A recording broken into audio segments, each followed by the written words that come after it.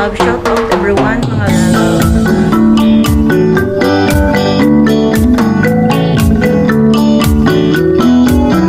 Mega love shoutout again, mga lalab.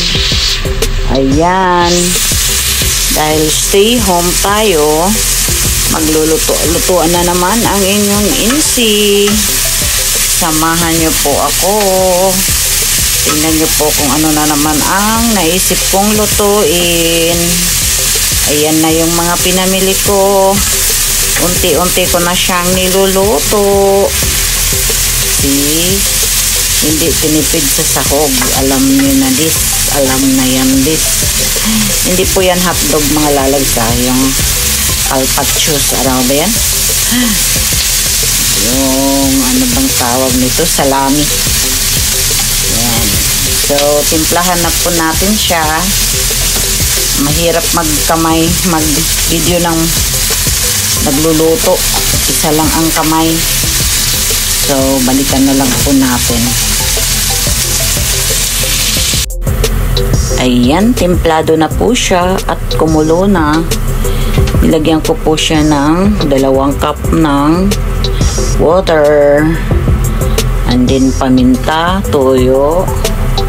Yung silver swan talaga sa atin kasi para namnam na namnam yung lasang Pinoy.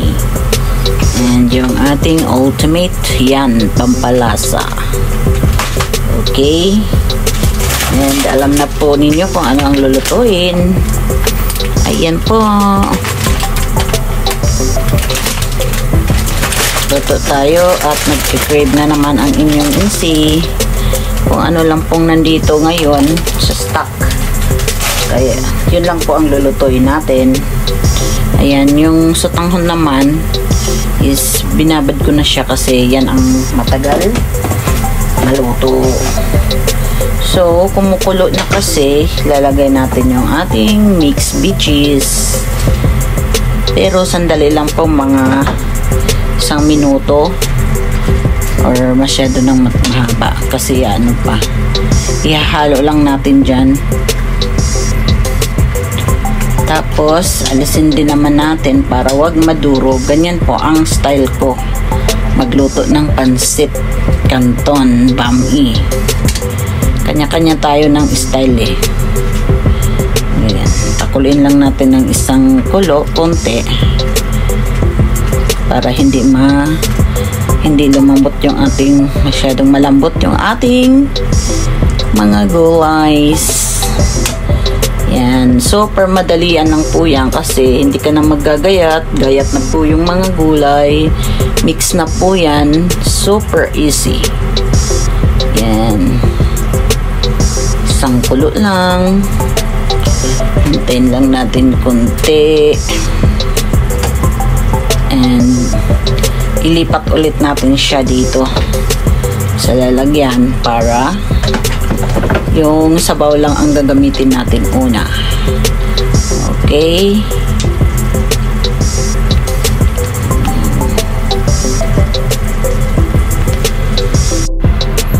Ayan, set aside muna natin siya. And gagawa na tayo, lulutuin natin yung ating mga pansit. Yan, una natin yung ating matigas na.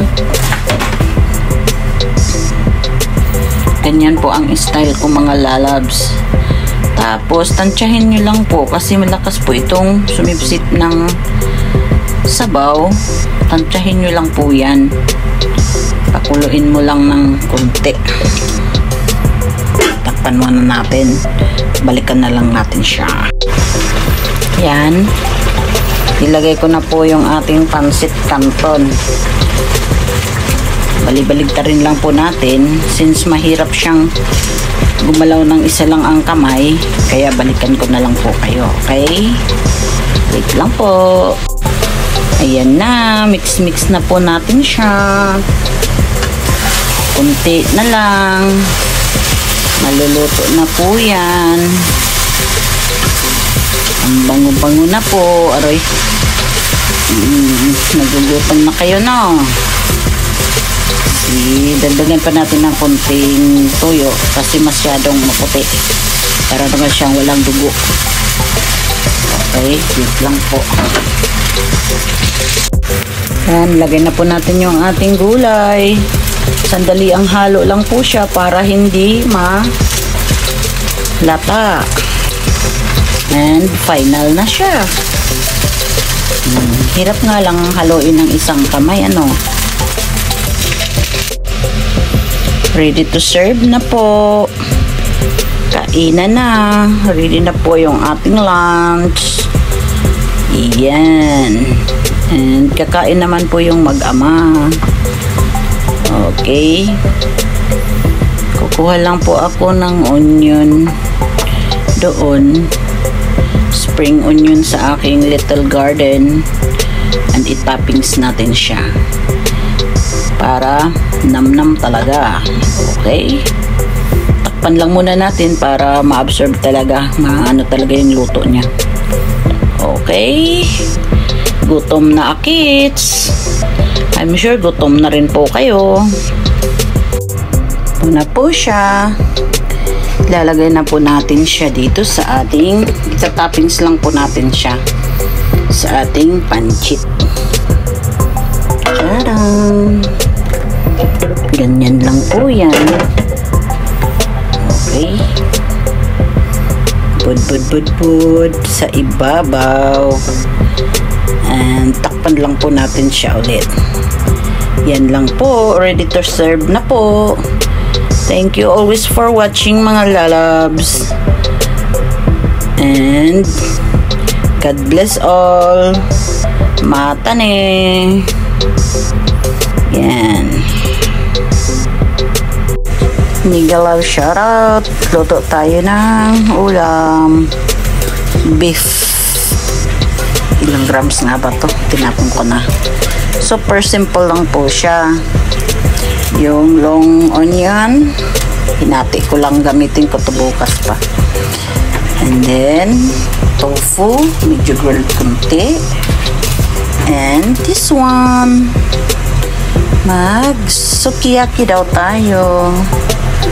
And pansit ng Japan, shirataki. Okay. So, madali lang po siya pag lutong madalian. And yummy. Nakakita ako ng ilang percent ba to? 20% na beef. Kaya ito. Lutuan natin ang ating mag-ama. Panay na lang kasi luto. Kaya kahit pagod, hala, sige, go. So, ihalo ko muna lahat. Okay. Ay, ayan na po. Completos ricados. Ilang ingredients lang ba? Tapos, pakulo lang po natin. Lagyan natin ito. Sauce. And mga kunting tubig. Baka mapait na. Okay, mga ganun lang. 50 ml ng sauce. Tapos, kunting tubig. Mga 50 ml din yata eh. Wait lang. Kunti-kunti lang. Kasi hindi naman to sabaw. Yan. Kunti lang siya. Ano yun? Oh. Busy naman. And then, pakuluan lang po natin. Hanggang sa maluto yung beef.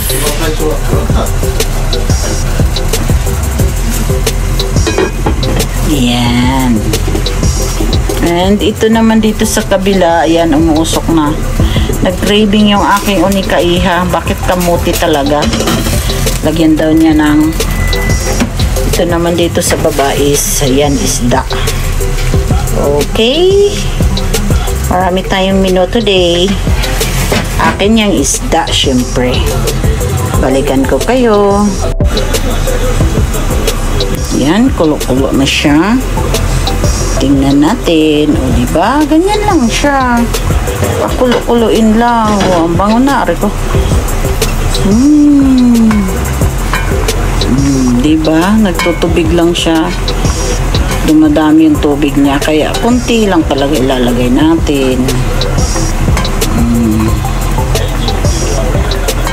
Ang mga Hapon, mas gusto nilang yung medyo ganito, may pula-pula pa.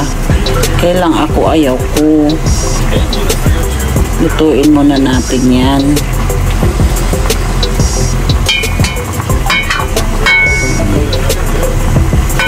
Tikman natin kung okay na ba yung lasa.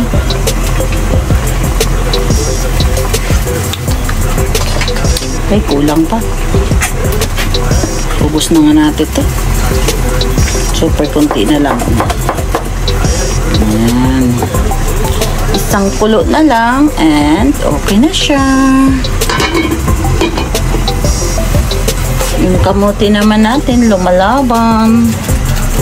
Tapos yung ating isda. Ito na. Yan lang po. Busy mami. Kailangan nating magluto, hindi puro whitey. Ayan. Ready to serve na. And also yung ating isda. The grilled mackerel. Akin lang po yan, kabila lang eh. At yung ating kamote, okay na siguro to, konti na lang. So, yan lang po mga lalabs. Thank you for watching. Solve na po yung ating dinner. Simple yet yummy. Ready to serve. Itadakimasu. Mata ne.